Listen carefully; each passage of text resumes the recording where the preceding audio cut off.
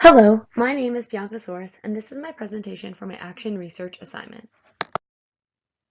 The problem I am investigating is classroom management for intermediate students. I often find your typical classroom strategies, like clapping or code words, don't work as well with older students. So, how can I change this? I believe this topic is important in order to maintain a positive atmosphere and learning environment. As a teacher, it is my duty to ensure that my classroom is well structured and organized, allowing my students to make mistakes and remain feeling accepted and successful. So, some questions I used to help guide my research were: 1. How can I provide an environment for my students where they are comfortable making mistakes and can instill growth mindset? 2. What are some strategies that can be implemented in the classroom to manage intermediate students? 3. How can I ensure my students feel accepted and successful in the classroom? And 4. What are engaging topics that intermediate students can relate to? To help answer my questions, I looked at some definitions and relevant terms. So, the first of them being growth mindset. The growth mindset is the belief that they can learn more or become smarter if they work hard and persevere. They may learn more, learn it more quickly, and view challenges and failures as opportunities to improve their learning skills. The next is classroom management. Classroom management refers to the wide variety of skills and techniques that teachers use to keep students organized, orderly, focused, attentive, on task, and academically productive during a class. The next is student engagement. This refers to the degree of attention, curiosity, interest, optimism, and passion that students show when they are learning or being taught, which extends to the level of motivation they have to learn and progress in their education. Next, we have acceptance. Acceptance is the action or process of being received as adequate or suitable, typically to be admitted into a group. Next, we discuss safe space. Safe space is a place or environment in which a person or category of people can feel confident that they will not be exposed to discrimination, criticism, harassment, or any other emotional or physical harm. And the last is successful, accomplishing on aim or purpose. Now, looking at my literature summary, many of my questions involve strategies to implement classroom management and how difficult it can be for intermediate students, as well as being a new teacher. One of the articles I read clearly describes the importance of classroom management and how most teachers who are beginning feel like they're not adequately prepared for the program. It clearly states that managing a classroom of students is one of the most important skills for teachers to acquire. This study exemplifies how students of different countries, Australia, Canada, and United Kingdom, teach classroom management through different methods, but still result in pre-service teachers who are inadequately trained. As a student teacher, I do not feel as though I am unable to maintain positive classroom management, but I do often find it difficult and feel like my skill is lacking in that area from time to time. This information helps me to provide evidence that this is an issue of interest for teachers other than myself, and it demonstrates that no matter the difference of education from the specified cohorts, all teachers experience difficulties with this skill and need to work on it constantly. In addition to identifying my area of growth, I have also learned that classrooms with low rates of classroom management also tend to have low student engagement, which makes sense as to why my grade 7s were unengaged and did not listen. The classroom did not have specified rules or structure for the students to follow. I would not go as far to say that it was my associate teacher or my fault at all. I believe that the culture of the classroom changed over time, making it even more difficult to maintain a positive classroom environment and engage students. In addition to understanding this valuable aspect about classroom culture, it is basically that any positive or high levels of behavior will always reflect in a more positive outcome for student behaviors, thus identifying the need for me to determine different types of strategies that I can implement in the classroom to help with the classroom management difficulties. Many of the articles that provide strategies tend to relate to social and emotional factors more times than not. There are multiple strategies I came across that I will now present and discuss. The first being the approach of emotional support, engaging and motivating students. There are two ways to do this. The first being through the self-determination theory. This helps teachers discover topics and subjects that are relevant to student experiences that will help to promote engagement and motivation in class. The second is looking at pairing objective observations of the classroom with students' subjectively reported experiences. In conclusion, this approach confirms that adolescent students report being more engaged in classrooms where teachers are observed to be more emotionally supportive and become more motivated toward competence in the classroom. Continuing with the idea of social and emotional strategies, we also learn to promote engagement and manage a classroom through 5 techniques to help our students with. In order to be able to help our students with this, we must also reflect on these practices as a teacher. The first being self-awareness. We must recognize and understand our own emotions and understand the reasons and circumstances for feeling as one does. The second is self-regulation of emotion. This deals with coping with anxiety, anger, and depression, as well as controlling impulse and recognizing strengths and mobilizing positive feelings about self, school, family, and supportive networks. The third discusses self-monitoring and performance, which focus on tasks at hand, setting long-term and short-term goals, using feedback, using positive motivation, activating hope and optimism, and working towards optimal performance. The fourth is empathy and perspective taking, which looks at learning how to use positive feedback mechanisms for everyday life, being a good listener, increasing empathy and sensitivity towards others, exercising problem-solving skills, and responding accordingly to obstacles. The last technique looks at social skills and handling relationships. It discusses the importance of managing emotions in relationships and harmonizing with diverse feels and viewpoints. It also states to learn to express emotions effectively, exercise assertiveness and leadership, work as part of a team, exercise social decision-making and problem-solving skills, and respond constructively in a problem-solving manner with obstacles. These strategies clearly state how we can connect to our students more effectively. By practicing what we preach and getting in touch with not only all of these sides of ourselves, but effectively demonstrating this for students in order to help them through the process, we can achieve this with our students. The culture in the classroom will show a high level of classroom management as well as student engagement. The last article I explored provides a workshop to help new teachers with classroom management and student engagement by A.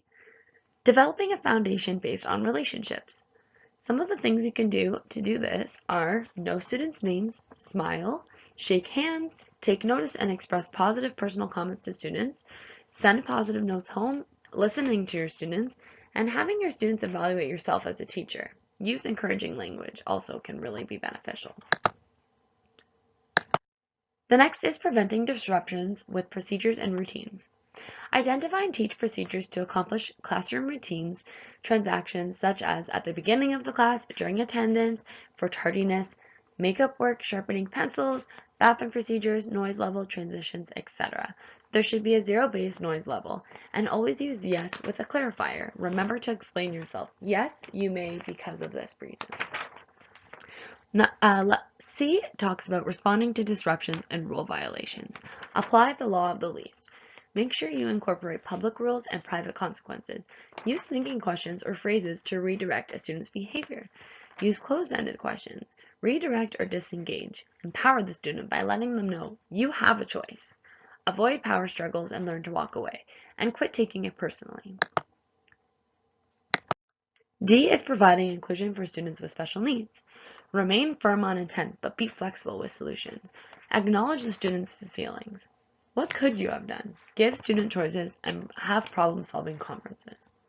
The last is E, resolving extreme or continuing conflicts. Use the language of understanding to engage reluctant students. Problem-solving conference with parents and have class meetings. Ultimately, it is evident that the research supports my topic of inquiry for classroom management and student behavior. Although my question was directed to intermediate students, I think it is evident that it is all rooted in getting to know your students and being emotionally and socially level with them. There are many great techniques to provide to me to incorporate in my classroom to encourage a positive classroom culture and environment. I look forward to trying these out. Based off of my research, I created an action plan. When making my action plan, I used 3 different data sources, those being anecdotal notes, self-evaluations, and samples of students' work. These data sources will allow me to see daily how my students are improving.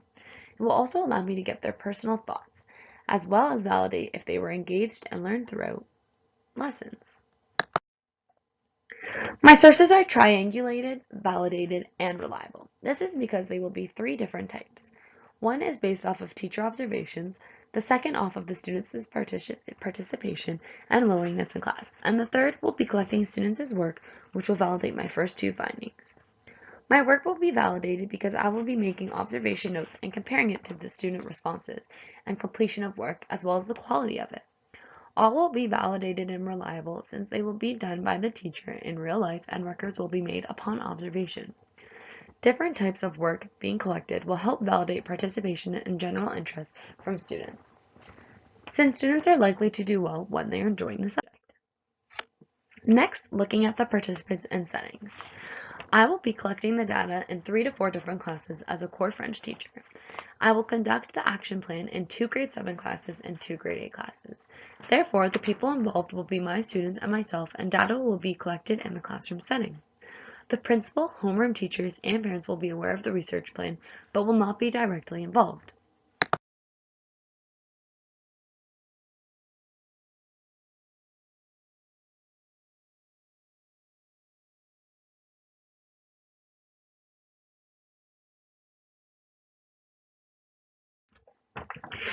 I've created a timeline chart for the data, and this is how I will collect my data throughout the process. So as I stated before, I have 3 types of data. The first is anecdotal notes, which are classroom observations. The second is student self-assessments, and the third is collecting samples of students' work. So my first data collection of anecdotal notes will be taken daily for the first week of each month, all the way from September to April. This will be to see how things change from the beginning of the year all the way until the end of the year. Next will be student self-assessments. These will be monthly reflections captured at the end of each month from September to April. I would like to see how the students feel about themselves at the beginning of the year all the way until the end. We'll do it at the end of each month, giving the students time to really reflect on what they've done and think about what they've learned in the past month. My last item is collecting samples of students' work. This will be done once at the end of each week from October to April. I will not collect anything in September solely because September is mainly about diagnostic and really learning your students and getting to know where they are. I would like to start collecting their work as of October and at the end of each week because we will probably have done something significant in order for me to determine whether or not they enjoyed the subject and they were engaged, and if they were managed throughout those times that they were working on it. If they got the work done, then that clearly shows that they were interested and that they were capable of doing it. To conclude, designing this action research study would support my knowledge of teaching because I would be implementing strategies I have learned and acquired throughout my experiences. In addition, it would help me to become a better French teacher by engaging my students on a regular basis and hopefully getting to really know my learners. Ultimately, it would help me to learn to teach my students more holistically and hopefully promote students to continue learning French as a second language and go on to become bilingual and open up many job opportunities. As you all know, being a French teacher can sometimes be extremely challenging, especially in older grades, when the students are no longer interested in this language or the games or the songs that you might sing to help them learn and be engaged. That is why one of my areas of interest was classroom management. How do I manage a class who isn't interested? So I think it tied into student engagement ultimately, and the two go hand in hand identically. As you can see, I incorporated all the feedback from my instructor. There weren't too many things. It was mainly just about adjusting in-text citations and also adding a couple of extra things here or there to clarify my meanings. And here's my annotated bibliography. So my first resource, second resource, my third resource, my fourth, and my fifth. And that concludes my presentation. Thank you very much.